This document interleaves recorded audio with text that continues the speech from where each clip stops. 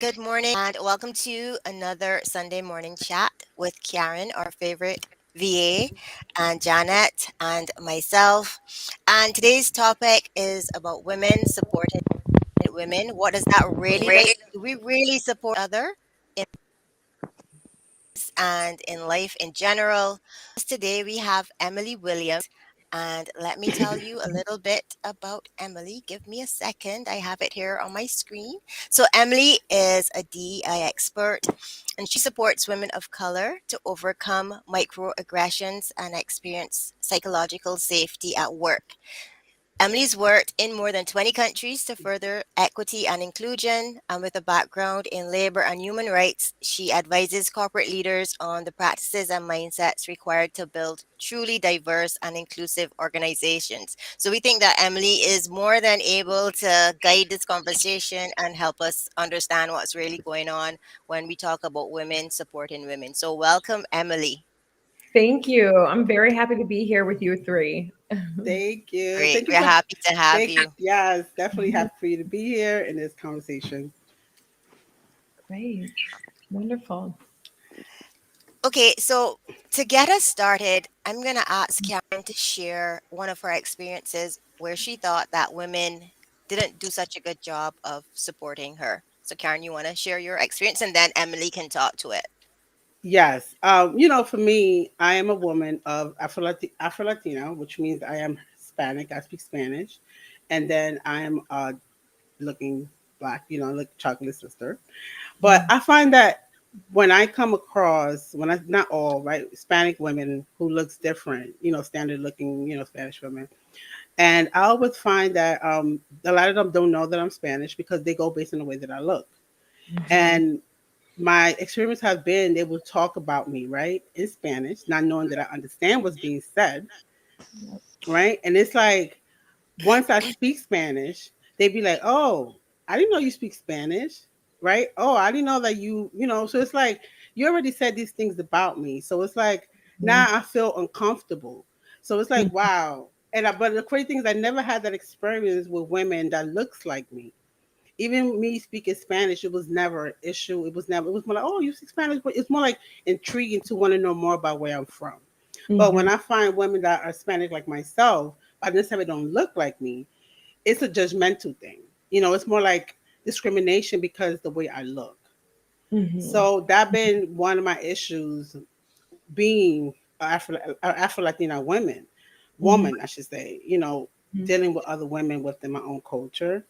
That's one of my biggest experience that I had, and I still have it to this day.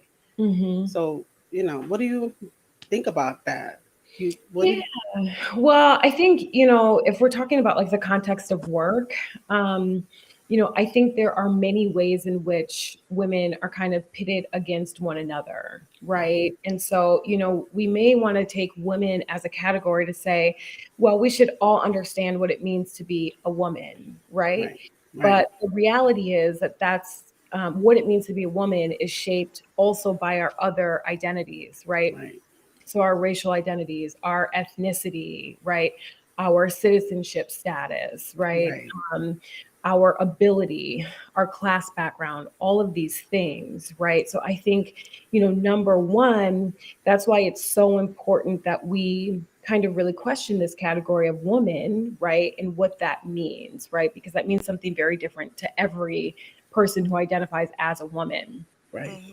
I think, the other thing that I'm thinking about, Karen, when you are sharing your experiences is anti Black racism, Right. right? So even among people of color, right, Mm-hmm. you find other groups of color who still, subscribe to racism against Black people, Right. right?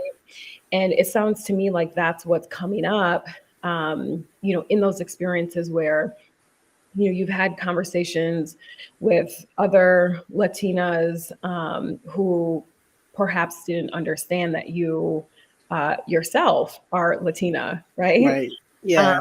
and so, that's what comes up for me. And I think that that's why when we see things like Black Lives Matter, Right. struggles for Hmm. racial Hmm. equity, racial justice, why those are global struggles, right? Those aren't Yeah.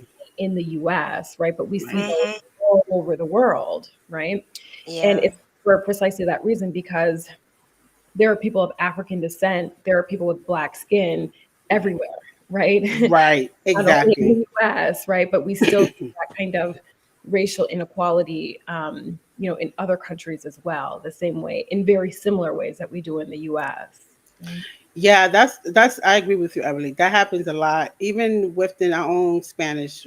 Just talk about colorism, right? Yep. That happens a lot, even within own women, ethnicity within the African American community. That Yep. happens a lot as well. Yep. Being a lighter tone or being a darker tone, I think that comes across pretty much in all aspects, right? All Mhm. ethnicities, because there is Spanish, Latina women who's fair skinned, and there's some that are my complexion. Right. And the same thing with black women. And the same thing, I'm sure, other ethnicities as well. Hmm. But for some reason, that seems to be the thing. Colorism. They assume because you look this way, you automatically black. Mm-hmm. Now, they don't speak. You don't speak another language or English. But I think it's part of that have to be also lack of knowledge. Not understanding that, like you just mentioned, they are African American descent women. Within the Spanish Yeah. community, other communities.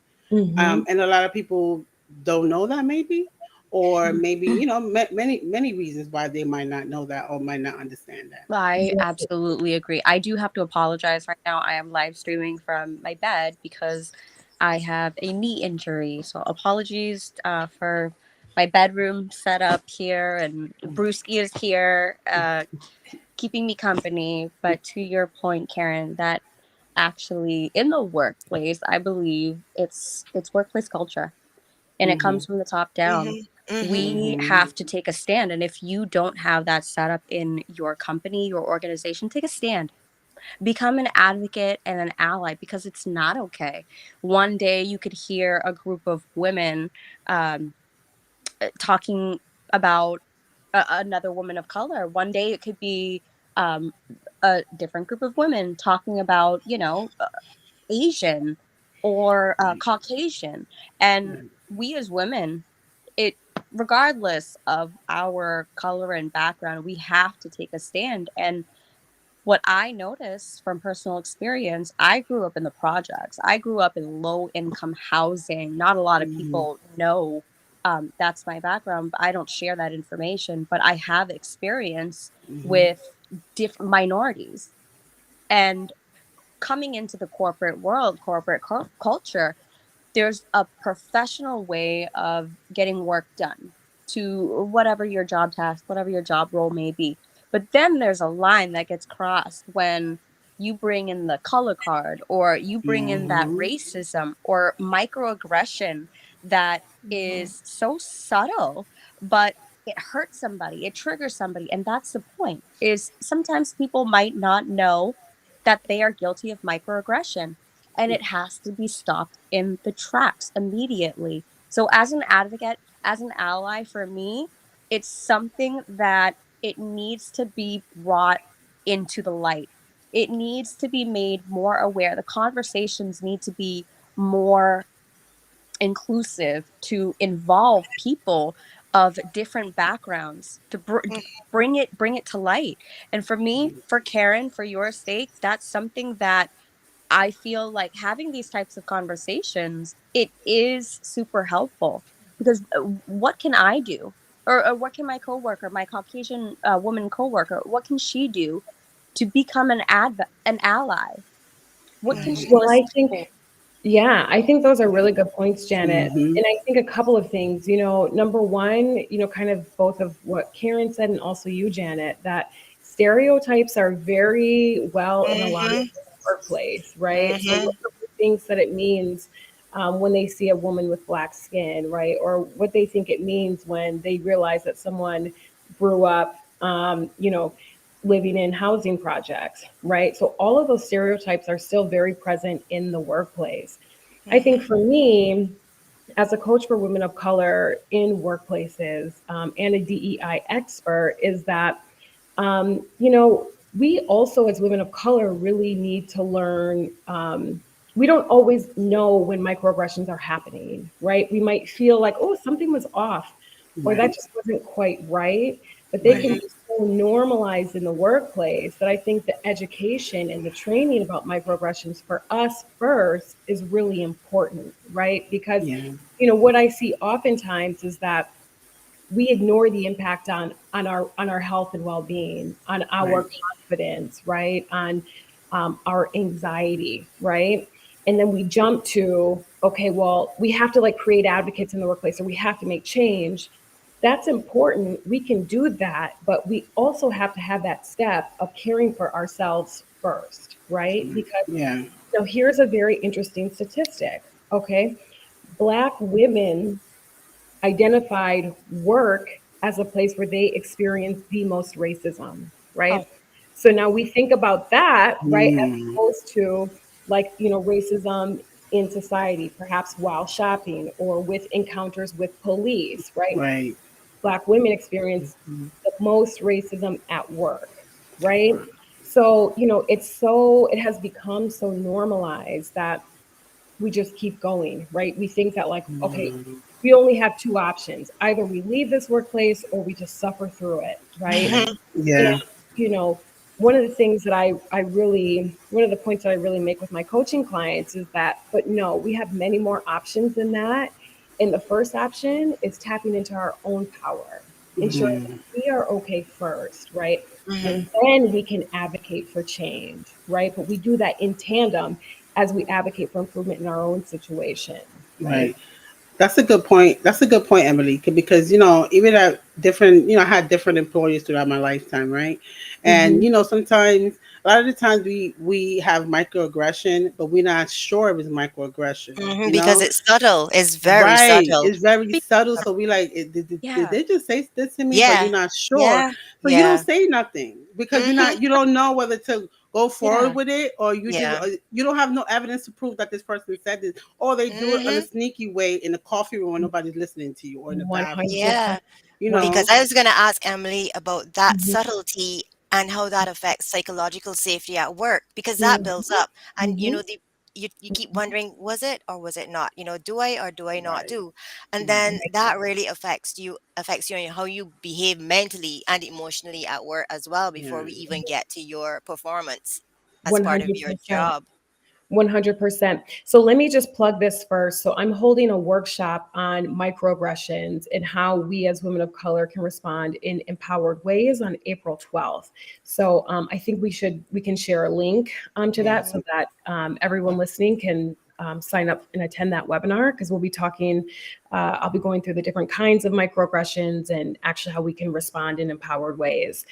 Um, but Gail, to get back to what your question about psychological safety and second guessing ourselves, that's exactly what microaggressions do, right? In microaggressions, we've been kind of taught that, like, oh, don't worry about it. It's just words. Ignore that person. It's just how they It's true. are. Right? It But the is true. I know it's not funny, but it is so true. That's that's what how they people say. It's not respond. a big deal. It's not a big deal. Oh my It's God. Right, only words. exactly. It's nothing. Exactly. I'm not yeah, I don't have any color or ethnicity background, but my sister is. My sister's half black. Not a lot of people know Mhm, that. But mhm, I as an mhm, educated human being mhm, with red blood and a heart that mhm, beats, I see it on TV.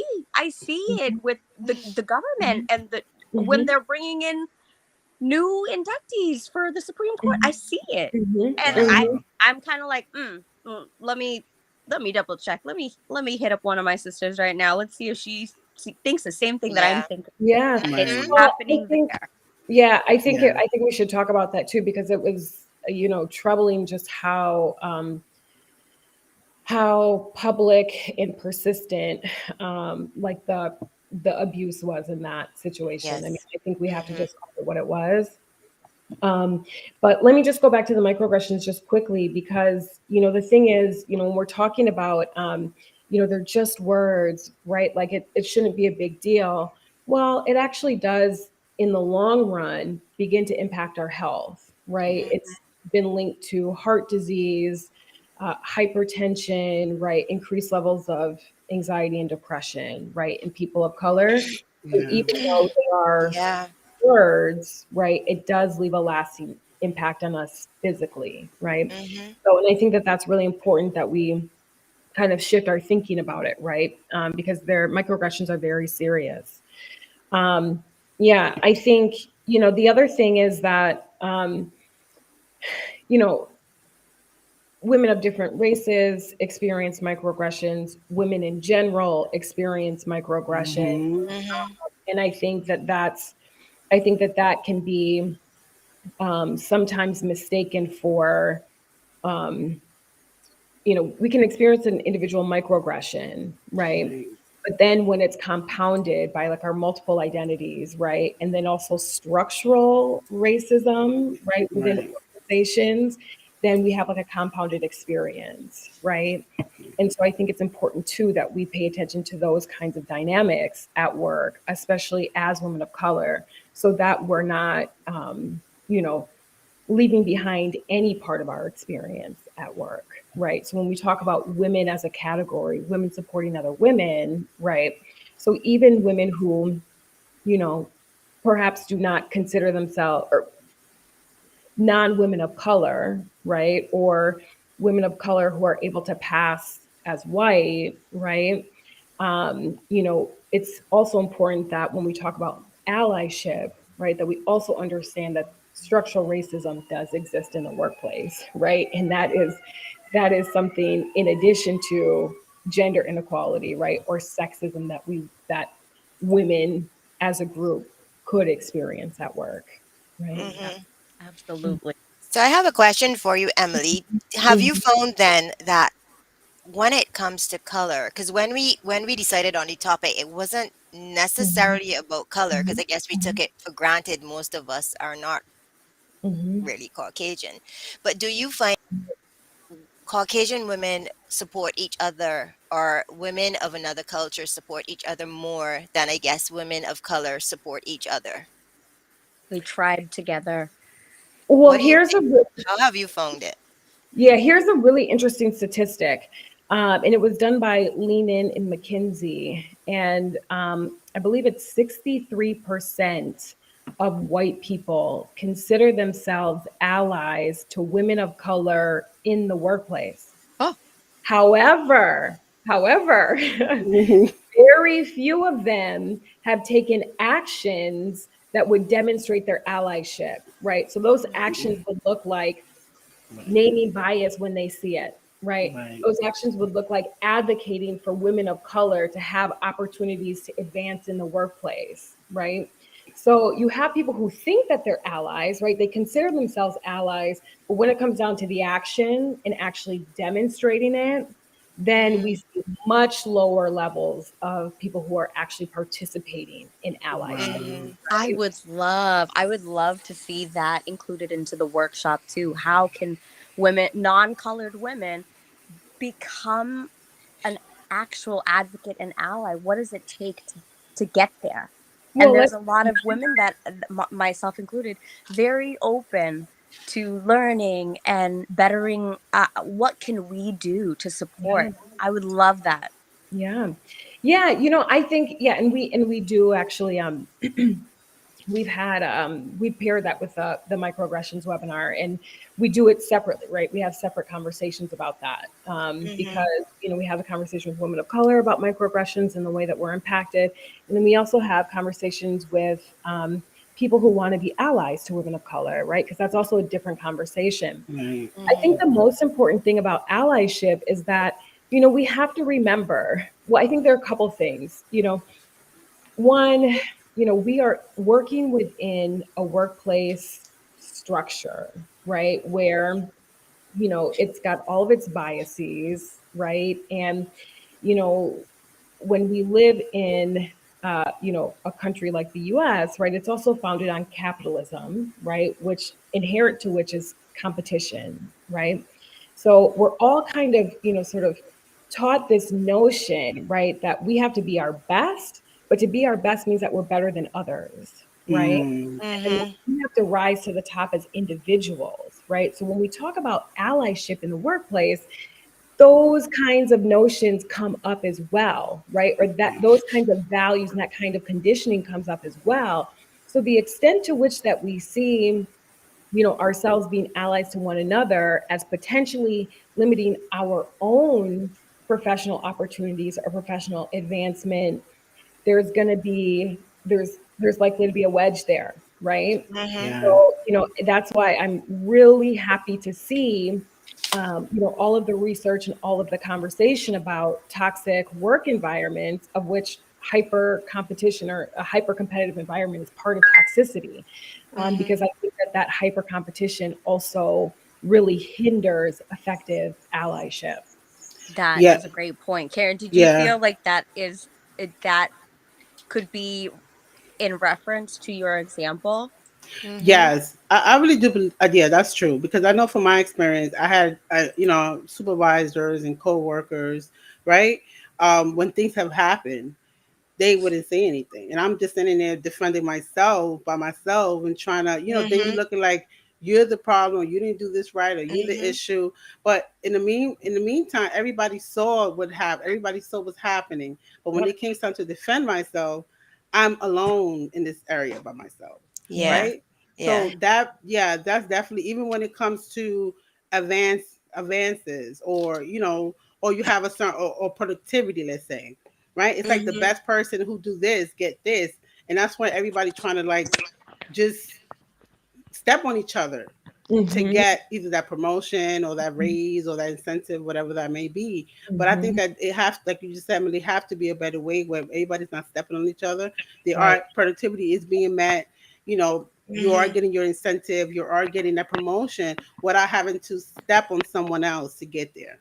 Exactly. Because Exactly. how great is that? It's good that you get your promotion, but how great would you feel that you have to step on somebody else to get there? And what You actually know, happens if you do bring that up to it's brought up to HR? How is it handled? What's fair? And do they actually do anything that yeah, gets Well, I think it resolved? depends too on who is running HR. right.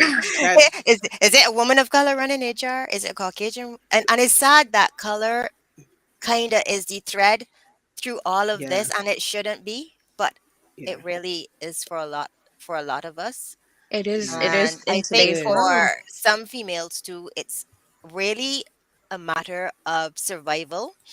A lot of us are the main breadwinners for our family, and a lot Mm-hmm. rides on our jobs when it comes to supporting our families and paying our bills and having someone in our minds that we think are threatening what we Yeah. have and could possibly, take it away. And I've seen that happen in like mergers and takeovers where you have people working together for many years, and then all of a sudden is like, who is this person? But they're not sure. No, they're fearful. Am I going to lose my job? And am I going to lose my position? Let me just see how I can make sure that I am the best of the best, and if somebody has to go, it's not going to be me, regardless of who I step on. And that's because there's so much writing on this job that whether I'm a woman of color or not, somebody might be trying to take away. But for a woman of color, it's so much more intense because you Yeah. might have somebody not of color who has less capability than I do getting that job Right. just Mm-hmm. Right. because. Yeah. Well, I've been there, Gail, and I think too, it's like, when we think about like women of color and we think about like these systems, right? Like for me, this is like what intersectionality is really about, right? Is like understanding how these systems of oppression really show up, right? We see sexism, we see racism, we see classism in the workplace, right? Yep. And, we can't forget that, it's also gender in terms of men and women, right? So when we have white men who are at the majority, hold the majority of, top Mhm, leadership positions in the country, right? That's also something to talk about, right? Because then we go down from there in terms of privilege, representation, right? mhm, So, mhm, that's how, access to whiteness for women who have that, right? That's also then like why we see that white women are almost next in terms of representation, right? Or Yeah. mhm, opportunities, advancement, pay equity, right? mhm, So I think that that's important to remember too, because we don't want to only sort of confine the conversation to only women in like, is it that women are supporting women or women against women? But then we also have to remember that like what's kind of at the top of the system or what's also in the system is white men, Yeah. right? Mm-hmm. And then men, Right. right? Also men of color have Right. access to privilege. So that's the other part of the question too that is there that we shouldn't forget about, right? Because it's not just a matter of, what are women doing to support one another or not, but it's also like what is the system in which we are functioning and trying to thrive, right? Mm-hmm. Right. Yeah, Yeah, that's definitely. a very good point, as Mhm. Yeah. well. And the thing is, I know a lot of people say to women, choose your tribe. Make sure you have people in your tribe who are going to support you, who are going to be there for you. And yes, some of us do have really great women in our tribe. And I look at the three of us, the four of us, and yes, we make a great tribe. But then what about the others? And then how Right. does your tribe here help you at work? What kind of advice is your tribe giving you? They're telling you, yes, you need to stand up, but don't be afraid if you stand up. There are other consequences you might have to face. How does having a supportive tribe really help you as a woman? Because that's one of the first things people say. Oh Yeah. yes, have a tribe. Make sure your tribe. But how does your tribe really work for you? Yeah. Right. And anything work related, I almost feel like, ooh, am I allowed to talk about this with my tribe? Or is this like uncharted territories and Right. everything has to be work appropriate? And that's why networking is the best thing that women of color, non-colored women can come together here on LinkedIn every Sunday with us Mhm. to get the talk I will drink to going. that. I'm gonna drink to Yes, that. I would This too. is where you have to be. Emily's webinar in 2 weeks, I want to say, or is it 1.5 weeks or so? Yeah, week Sign from up. Yeah, Tuesday. Week from That's Tuesday. yeah, where you can go because, yeah, work related tribes, it exists. It is beautiful and it is amazing, but you still feel that, what am I actually allowed to say? Can I say that yeah, without getting Right. any backlash or getting yeah. a target on my back? Or maybe there's I am classified in a higher category. Ooh, she's in the red zone. Watch out for this Yes, firecracker. yeah, That's why we come yeah, here, ladies. Yeah, well, No, that's exactly yeah. right. Yeah, and that's, Janet, that's why I have a community for women of color for exactly those reasons. It's called Success and it's all about women of color coming together to support one another, right? Now, I always say nobody should go to HR without a strategy, right? Women of hmm color should not go to HR without a strategy. In many cases where women of color are experiencing microaggressions, where they're experiencing toxicity, it's, you know, more often than not, it's coming from their direct supervisors, right? And so even then, we need to have strategy on a day-to-day level about how we are interacting in the workplace so that we can protect ourselves, right? So that we can stay on course to accomplish our professional goals. And that's what we do in the community. We provide expert resources and trainings so that we're learning skills we need to be successful, advance our careers. We also have mindset and self care resources, right? Because, you know, usually women come to me when they are, they get a headache before they check their email, right? They feel so sick hmm to their stomach that Mm, think about hmm going to the office, right? hmm Well, I want to prevent us from getting to that place, right? And so that's where the self care and the mindset resources come in, right? And if we can, it's constant work to have to continue to do that reframing about who we are, right? Because we know there are stereotypes at work. We may justly speak up about microaggressions or harassment as we experience it. But then if we encounter gaslighting in the workplace, right, that's going to make us, we're going to have to do a lot of mental and emotional work, That's a lot of continue to effort. build That's a lot ourselves yeah. of work. up, hmm right? But when you have a community of women of color who have been there, who know that, right, and who have their goals, right here at the front of their minds, it's easier to do that, right? Because we're all supporting one another to get to that place, right? So just imagine, if you had to take, an incident to HR and you could, send some messages to other women of color in the community and say, hey, this is what I'm doing. Can you just check in with me? Do you have any tips, any advice? And then you go to HR much more empowered, right? Right. And you Yeah. go Yeah. right back to the women and say, hey, this is what happened, right? And then it's like you have immediate Beautiful. strategy. Yeah, exactly. And then you have that support right there, right? Yep. I think that's wonderful, Emily, because everybody know HR is there for the company to protect the company, right? And a It's lot of terrifying. times, Yes. yeah, and it's a lot of times we think situations happen at work, or you always have to feel like you always have to prove yourself or prove your skills, and having to prove your competency at work because somebody Mhm. above you may think you're not able to complete the task, or they're always micromanaging what you're doing. So I think the community is perfect for anybody that needs that help, that has that ally, that have someone to guide them, that have someone to just walk them through, to know that they're Yeah, not by themselves. Because a exactly. lot of times, at least on my working on the jobs that I had, when I had experience, I experienced them by myself. And a lot of Mhm. times I Mhm. didn't say anything because when I did make a complaint, nothing happened. Yep. Right. So Yeah, now you're it's looking, true. you're the red flag. You're looking like, okay, she's the Yeah, you're the problem because troublemaker. she's You're the complaining to troublemaker. HR. Yeah. So Yep. Mhm. now you feel alone in this situation. So I think it's great to have a community where you could come to, where you can let your hair down, where you can let out your frustrations, because a lot of us need that. We do need that. Right. I Yeah, mean, 100%. And I always say, we shouldn't feel as though we have to go through this alone, yeah, right? I Too many of agree. us do because, the treatment of harassment, of toxicity, of bullying, micromanaging at work, it's isolating, right? It is Yes, inherently isolating, but we shouldn't have to go through it alone, and we shouldn't do it alone, right? We should do it with a community.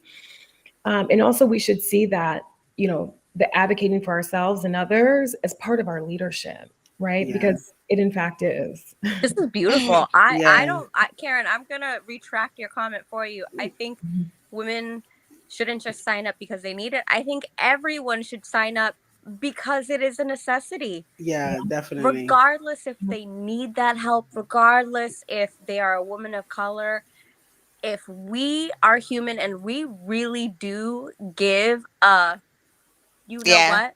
Excuse Mhm. Right. my French, not gonna say it out loud. I was afraid you For were gonna say it out loud. women, you know that I I say know it you right, would. but LinkedIn, we're not on Instagram or TikTok. But all of us, if we really do give a hoot about women rising to the top, I want to see more women CEOs. Period. When it comes Right. to men versus women, okay, let's do it the right way. Let's support each other. Caucasian women, Mhm. Asian women, black women, Hispanic women, you name it. We all need this because we are one. We are each other's tribe. And if we keep pushing each other down, we keep kicking each other down just to get to that rat race, we're never going to come to that number where men are at right now. Mhm. Sorry guys, I Yeah. love you guys. Men, you guys are my people too. But here we are and we have to take a stand. If Yes, you I are agree with you, serious about Janet. being an advocate, about being an ally, we have to learn the right way to stand up for our women of color. But what Yeah. else are you missing, Janet? I think What? it goes back to what Emily was saying earlier, or Karen, I can't remember. It is who you have in a key position to represent and support you. And Emily, I think, talked about HR. I mean, I am somebody who every time I was told HR wanted to see me, I would just break out in a sweat. I don't even Of know what it course. was. And I didn't know Emily then. So I'm saying I they didn't know then Emily. would need to be Yeah. people, maybe women of color or women of whatever color in positions, this goes back to what you said, Janet, that can really, really move the needle on what happens for other women in an Yeah. organization. Karen says HR is there to protect the company. Is that really true? I don't agree. HR is there to be the middle person. They're representing the company, yes, but they're also representing their resources. They are human resources. That's why they're there. And a lot of human resources is women and women of color. Who represents us if not HR? I think, but that's just me. I'm the In person your who's my highest my power, deodorant never works when in your HR calls. highest moment, It's just devil how it comes was. for you. Be Yes. careful how you say it. Who said that? Yes. You know what I'm trying Denzel to say. Washington to Yeah, Will I Smith. could be your Will Smith, but I, Correct. as an advocate, as an ally, as a protector, I need to know the Yeah. right way to protect instead of running up on stage and physically Yeah, abusing but it is somebody. true. So, like, Emily, what do you Well, think about that? well, I think when we go to HR, I think, I think in an ideal world, HR would be, kind of a mediator. I think that would Mhm. be, Yes. I think that's would be ideal. In the case of my clients, in my own experience, that has not been the case, Right. right? And I think there's, when we think about the roots of HR and we think about like human resources and how do they maximize the resources of the humans that are in a workplace, it seems like, maybe even the starting point is off a little bit there. Mm-hmm. Mm-hmm. I would venture to say. And I think, when we think about the context of anti discrimination in the US, right? Discrimination is against the law, right? And Right. so, rather than listening to a woman of color when she comes to HR, you know, at the very beginning and say, okay, let's address this problem, right? Let's solve it. Let's figure out what is the root cause. What Karen said is that, and Dan, I think you mentioned this too, that the woman who files the complaint then becomes a target, right? As opposed to actually creating consequences or accountability for someone who is creating a toxic environment for her. Many people will agree that HR's core function is to protect the organization or the company from Mm-hmm. being sued, right? Right. So, that's why it's the significance there is that when women of color come and say, but hey, I was treated this way, it's automatically there's a link to, or people will think about, the discrimination laws and the potential of being sued. And, there's a set of requirements that HR is to follow, right? When someone claims discrimination or that they've been treated a particular way because of their identity. But even those requirements don't often go far enough, and they don't often create solutions for women of color. I mean, that's why, the majority of people who are starting businesses in the US right now are Black women, right? And Right. Wow. it's not because, oh, we just decided we wanted to become entrepreneurs and now is the best time. No, we're fleeing something, right? We're Oh, fleeing Right. toxic work environments. oh, And I it's got because goosebumps. we see that as Yeah. being pushed out, right? And so, I think we have to look at HR in a way that says, how can we improve here?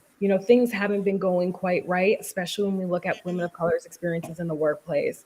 And that I think is separate from, bashing HR or what have you, but it's Right. just to say, how can HR actually function so that Mm-hmm. nobody at work is experiencing toxicity, right? Yeah. Or so that when there are microaggressions, when there is bullying, when there is harassment, there's actually a constructive solution, right? But Right. we so rarely see that coming from HR, Yeah. right? And That I think is we want to Yeah. know that HR I is agree. authentic. I think that you want to Mhm. know that HR person is authentic and they're genuine in their care for you and they're not interacting with you out of a fear that you might sue them. Because I think when we go to HR initially, it's not to talk about suing or taking legal action. It's Right. about, can you help resolve this serious issue that I'm having? But Right. in the Right. back of their oh, mind, they're saying, "Oh my God, I'm going to be sued!" Like, and that's a whole Mhm. different, reality. So I think HR is the beginning of the missing link for a lot of us. And I think I'm agreeing with you, Emily. A lot of women, Black women, are starting their own businesses and turning to entrepreneurship because we I want to be more didn't in know. control. We don't want people to continue to control us and treat us without I really didn't listening know to that. us. We don't want, we're tired. I think a That lot Yeah, of is us are Yeah. tired. shocking. yeah. I would love to hear how you actually became an entrepreneur. What actually fueled you? Oh, you're smiling. Did I hit? I hit the right question. And I do apologize. I'm gonna go on mute because Brewski is snoring, and I'm sure you can hear it. So I would love to hear how you became an entrepreneur, Emily. Yeah, sure. Thanks for that question, Janet. So that too is my experience, right? I had been working my dream job. I was, working around the world, doing trainings, campaigns about gender-based violence and harassment at work, Mhm. in the workplace, right?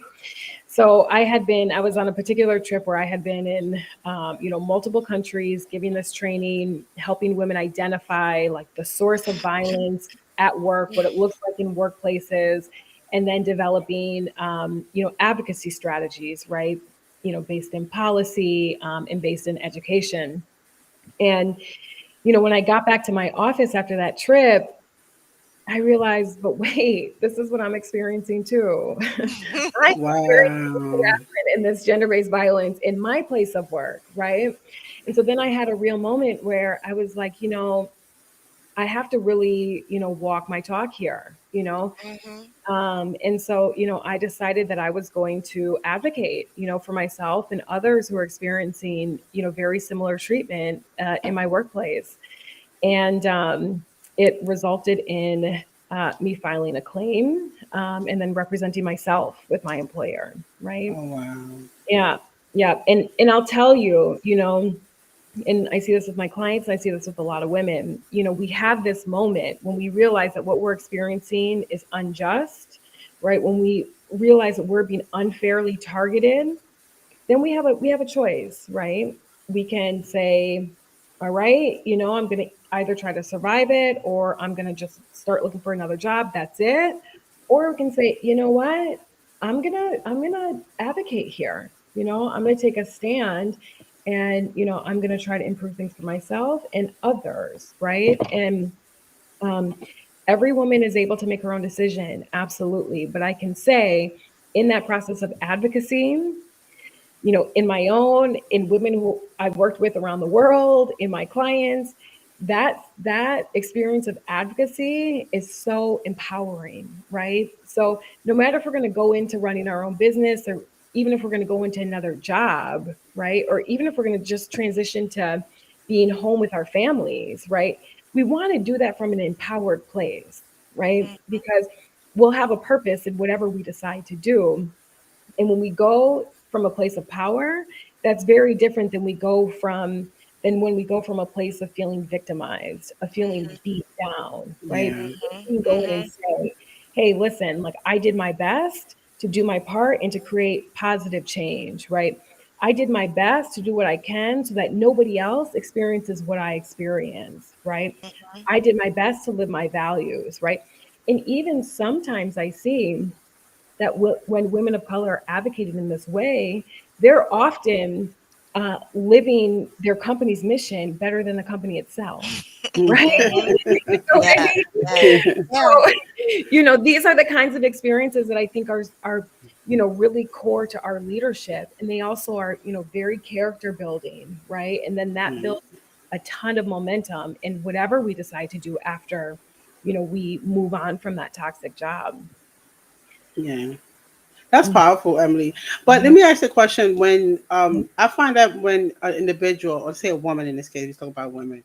So if you decide as a woman to become, to become an advocate for other women, right? A Mhm. lot of the time, do you find that you are alone in this trail, in this mission, because maybe you did it for yourself, attention, to help yourself, but also to advocate for others. But did any others come along to I was just empower gonna. that, or were you on your own In in my this? I experience? was just gonna. Yeah. Oh yeah. Yeah, yes, yes. Excuse me. And I excuse me. Yes, and I feel fortunate in that way. I Oh, that's happen to be good. working in kind of the social impact, social change policy space. So naturally, there would be, people who would be advocates and allies. But I think core to that is that many people will, and you said this earlier, Karen, people will see how others are being treated, right? And Yeah. they know that it's not okay. They may know that it's because of a person's race or because of a person's gender, and they may not say anything until someone else speaks up first, right? Yeah. Now, I don't think it should be that way, but I think in many cases it is, right? Yeah. That's Or true. people just feel safer in the collective action. And oftentimes the collective action is more effective, right? And we saw that in 2020 when employees came together to, Mhm. really hold their employers accountable Yeah. to making statements about racial equity, to like actually making progress on diversity, equity, and inclusion, right? And so sometimes that just takes one person or a small group of people to start those kinds of actions in the workplace, and then others will come along. Now, Yeah. Karen, did I feel alone in doing it? Yeah, Yeah. because I was a target, right? Right. So even when I had, you know, others with me, right? It still Yeah. impacted me much worse than others, Mhm. and that's unfortunate, and that's the injustice of it, right? Because it's so many women of color have that experience, right? And that's Mhm. why it's not just about me. That's why it's not just about, you, Right. any of us. Right. It's about like, but why is this a thing that women of color experience here in the US, in Europe, and a lot of places in the world, right? Right. So that's why it's a bigger issue than any one woman of color, right? And it's a bigger issue than just any one workplace, right? Yeah. Mhm. Yeah, it really is. It Yeah. really That is. is. And I Well, think that's one of the interesting things, though, for us as women, and I don't know where that message gets lost. It's not that we are not thinking about the company, or that we're not interested in the company and how well it does or performing to help it do better. We're just saying, this is what's happening in my little circle, and this is how somebody is treating me, and it needs to be addressed before we can right. even get to how I'm going to help you make more money, if that makes sense. It's not, we're not doing this because we're against you. We're doing this because if you help me solve it, then I can do so much more for you in this role. But Well, it's not seen as that normally. right. And the reality is, Gail, that in many cases, women of color are like performing very highly. They're contributing a lot to their Mhm. organizations. And when they Mhm. say, hey, listen, I deserve a promotion, or hey, I'm not going to accept Mhm. this poor treatment anymore, that's when they become a target, right? Mhm. So, Yeah. Mhm. it's not, rarely is it a case, in terms of my clients and my experience is that it's because a woman of color is not performing. It's because she is performing. And there's actually research on this that shows the like life cycle of women of color in organizations. They come in celebrated, right? They do very well, they perform very highly, then they ask for accountability on some level, and then shortly thereafter there's an exit, right? Yeah. Yeah. Yeah. So, it's not, Mhm. that's when, and it's often too because when women of color become very visible in an organization, right? Mhm. And that's what I meant. Yeah. So you're doing, you're going above and beyond, and you're really doing well. And it's not about that. It's about, can you please help me solve this situation? I've had girlfriends from previous organizations. Well, I call them girlfriends, but colleagues at that moment in time that have become my girlfriends, where they have tried to advance in their career and they were not given that promotion. They'd ask, why? Well, you're aggressive. Mhm. You're Wow. Yep. Yeah. it's a little aggressive. What is aggressive? That Well, Right. she's a these, leader. yep. Leader, And these are the Yeah. stereotypes. These are the right? stereotypes that come Yep. out. Right. Mhm. Exactly. Yeah. And right. Yeah, that's not okay. And that's like a huge red flag. Right. Yeah. Definitely. I Yeah. say keep being aggressive. Keep leading on. Oh, you're being told you're bossy? Bossy equals, you are holding people accountable to what Yeah. they Mhm. should be doing. Keep being bossy. That's my Right. stance. It's Yeah. not okay to not allow somebody to advance in their career because of these labels. And Mhm. it it needs to be brought up. It needs to be Yeah. brought And up. you mean the perception of a label, because is, am I really being aggressive or am I being assertive? You might see it Right. Right. as aggressive. I might see it as being assertive. You Right. might see it as being bossy. I might see it as being, as holding people accountable. Like, who says what label I should have, Right. really? Well, and this is how our, systems of promotion and evaluation are flawed, right? Mhm. Because it's like, Yeah. oh, one person's bias can really hold back a woman's career. Like that's Mm-hmm. not okay. Yeah, That's really it's not not okay. okay. Mm-hmm. Yeah, that's true. And I find that if you are a person that stands up for yourself, right, and speak up for yourself, then you'll become where, like you just said, Janet, aggressive. But if you're the person that's very quiet, doesn't say anything, then you're looked over, you're being disrespected, you're getting treated all different kind of ways. But then if you're the person that speak up for yourself, now you're targeted because you're aggressive and you don't know how to speak, and Right. they label you so many other things. So it becomes where, okay, so do you want me to speak up? Do I speak up for myself? Because when I do, this happens. I get HR letters. I get this, so many things transpire. Correct. So it's Mm-hmm. like, so do I speak up or do I not speak up? Well, and So that's that's Yeah. Is terrible it worth because, it, Emily? Is it even worth it?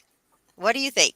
well, I think it is. I don't right. think But I think you have to have a strategy, and I think you have to have community. Right? I think you should have a coach, right? Like, I mean, and Mm-hmm. that's why I do what I do, right? Because, you know, Karen, because that example that you just gave, right? Like that kind of internal conflict then is what contributes to the anxiety, Yeah. right? And then that prolonged anxiety is what then contributes to like the depression. Like, is anything going to Mm-hmm. change in my circumstance? Is there any workplace that's going to be better than this one? I'm going to Right. encounter this racism and sexism anywhere I go, right? Right. And so I hate to see women get to that place, right? Like I don't that is what I want, what I want to prevent, right? Because we shouldn't have to experience harm as a result of our work, right? right. Or as a Yeah. result of the That is workplace. the bottom line. Yes, I Mhm. We agree. are Yeah. here to support. I would love to see if there's Yeah. Yeah. any questions in the chat. If there's Yeah, any they Yeah. are. yes, Yeah, there because I'm are. looking Yeah. at the time. Can I'm we like, take some? Lord. Yeah. Yeah. Yeah, Well, I'm like, we just this. check I with can some keep going. You questions, want to keep Karen, going? Okay. and yes. So, So question number one. Here we go. How do you handle a situation where a male counterpart gets paid more than you for the same work? How do you Mhm. deal with? How does one speak up on it, or do you even speak up on it? Like, what do you do? Yeah, I'm with someone else in the chat said, yeah, it's always worth it to speak up. I agree with that. Well, listen, let me give it's hard for me to give strategy without knowing more information about a context. Right. particular workplace and a Mm-hmm. particular, person and scenario. But I would say that if there's someone who is getting paid, who's doing the same work but getting paid more than you, and they are of a different identity, racial, gender, ability, so on, then that to me would seem to be an inequity in the workplace. And I Mm-hmm. think if there's an inequity in the workplace, then yeah, I think we have to raise it, and we have to be strategic in how we do that. But absolutely, I think we should Yeah. raise that. And in Okay. America, So, it's not so for illegal. anybody Not that asked that type question, of I'm gonna put conversations. Emily's community email, no, Mhm, website. I'm sorry, in the chat, mhm, and you could contact mhm, her, and you could mhm. have a strategy session with her, have a conversation. Maybe Yep, she'll have some nuggets that can help you, yep, deal with this particular situation. So I yep, just put it in the yep. comment for anybody who particularly asked that particular Thank you. question. Yep, Okay. absolutely. And So people this, can also send me a direct message on LinkedIn. right. I also stream this to Facebook, so you can send me a direct message, and yeah, we can set up a consultation, or figure out if a strategy session is best or joining the community is best. And then also, of course, I have coaching programs, so we can figure out what is the best Mm-hmm. option. Right. Yeah. This is, if something that's really bothering you, I think you have someone that's willing to help you. Take that person, walk you through, help you, give you strategies. Things that could help. Things that could better your circumstances, because nobody want to be where in a place where, oh my God, I'm getting paid this and this person get paid more, and then maybe the person do less than you do. When it comes to Yeah. productivity. So Mm-hmm. that. Right. And I think we have to see this as part of our professional development, Mm-hmm. because we're encountering it, almost all of Yeah. us, Yeah.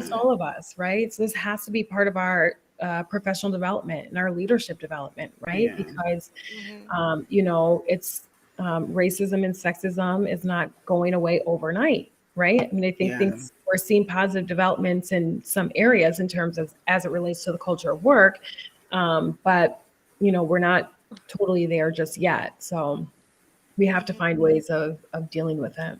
Somebody Yeah. asked another question. This will be the last question, guys.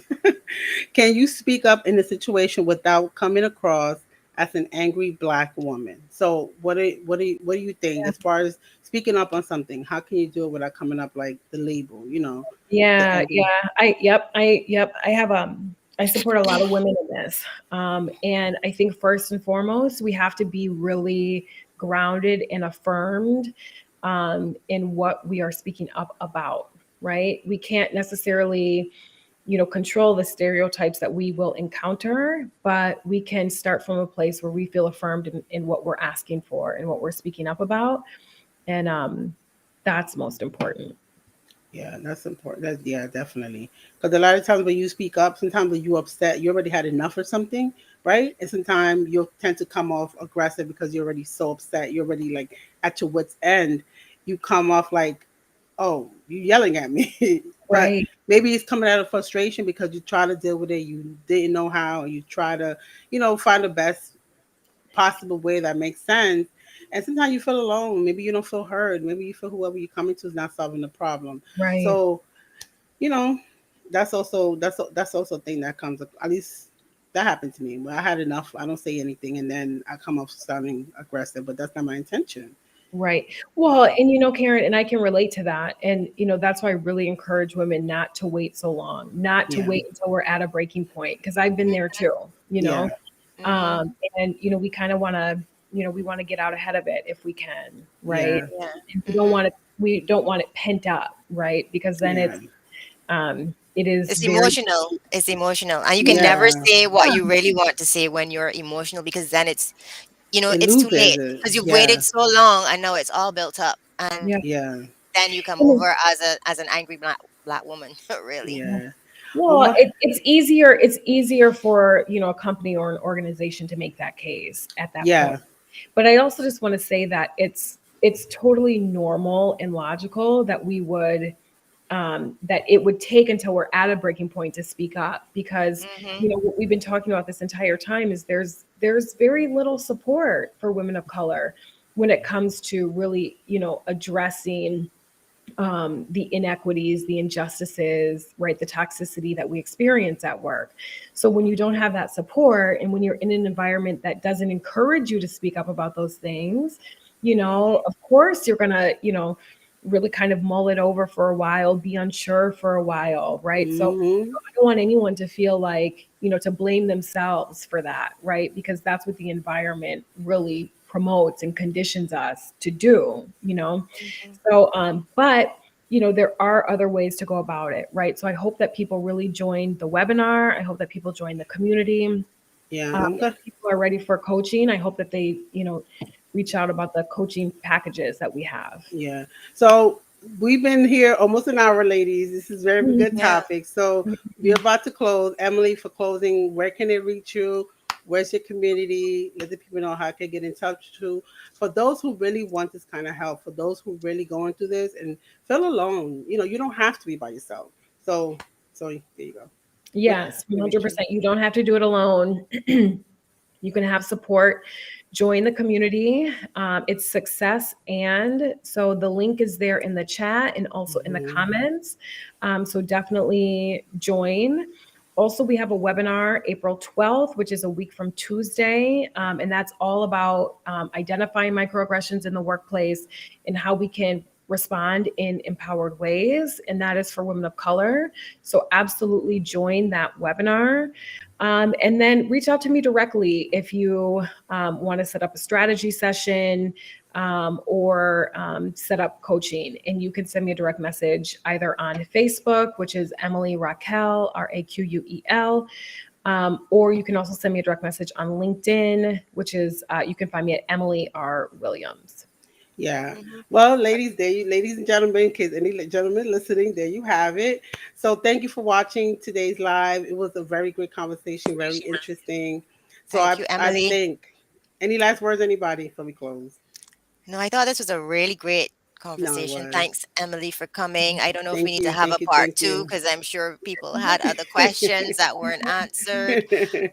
But Yeah. yeah, thank you for giving us a lot of food for thought as well. Yeah. Yeah, and Definitely. thank you all for, I mean, these were great questions and a great topic.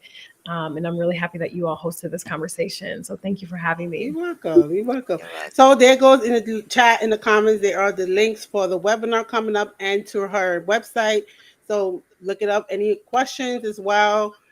Put it in the comments. If I don't answer, somebody will answer. If I don't know it, Hmm. I'll pass it on to Emily. And Thank you, join us next everybody. Sunday for our next Sunday Yes, session next chat. Right. Sunday Yeah. again. If you're not on Sunday. LinkedIn, get on LinkedIn Yes. and join See you us. then. Okay. Bye. Bye, Thank Emily.